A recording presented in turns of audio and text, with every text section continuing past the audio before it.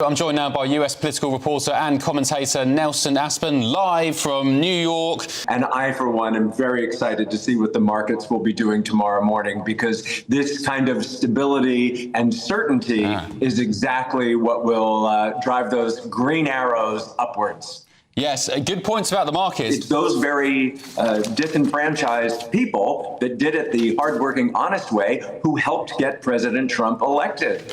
They saw the injustice of it all. Donald Trump is being trumped by Emmanuel Macron for a state visit to the UK. Will he be annoyed at that? Very quickly, 10 seconds.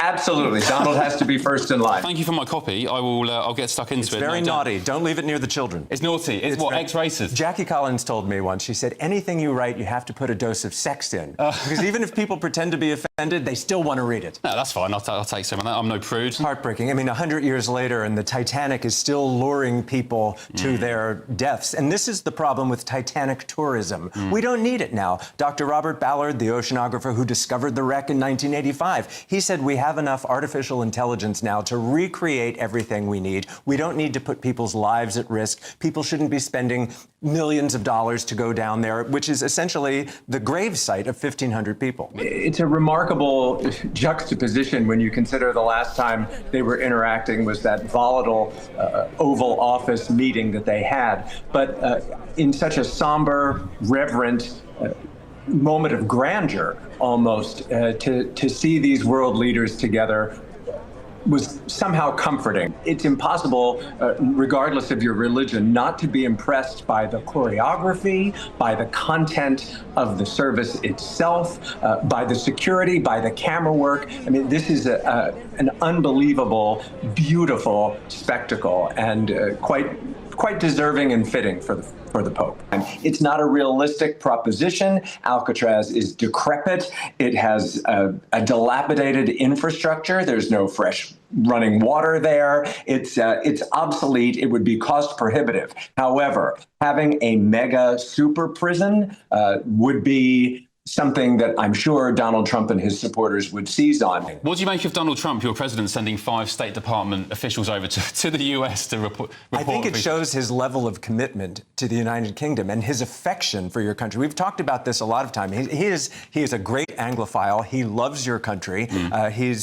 He wants to be partners with England, for sure. So, some people will say, though, Nelson, you're American, just keep your interference to yourself. Donald Trump, just stay in the US, deal with your own country. What do you say? Well, then if they do that, then they're accused of being xenophobes. So, whatever, you can't win. But yes, I don't want to meddle in your politics any more than I want you meddling in mine. But it doesn't mean we can't have similar views and similar goals. And I think Elon is probably waking up with a bit of an emotional hangover, and he's thinking, oh gosh, what did I do and how do I fix it? He had apparently reached out to the president to try and start to mend fences, but Trump isn't interested in talking. He's got to worry about his big, beautiful bill. He's not concerned about Musk at the moment. He gave him that little gold key as a thank you for your service gift. Now get out. And I think Elon Musk's proximity to all that power was so intoxicating that he doesn't want to let it go.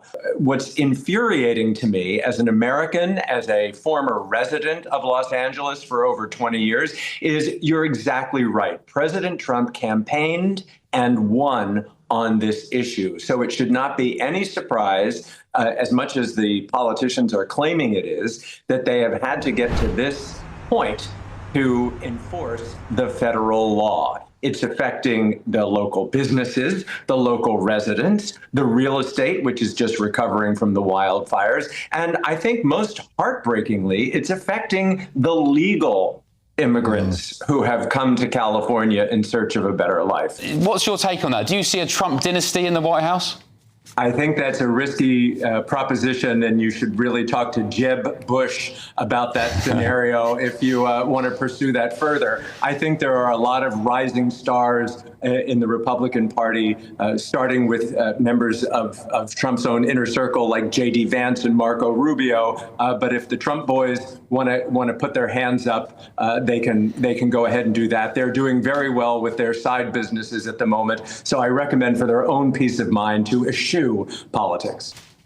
A leader leads, and for the most part, except for his most reliable opponents, people around the world were supporting his decisive action. And he has taken issue with any media that has tried to dispute that and the success of the operation. And he took a victory lap at The Hague as well. So he's having a very good week. He doesn't need to go to Venice for somebody's wedding.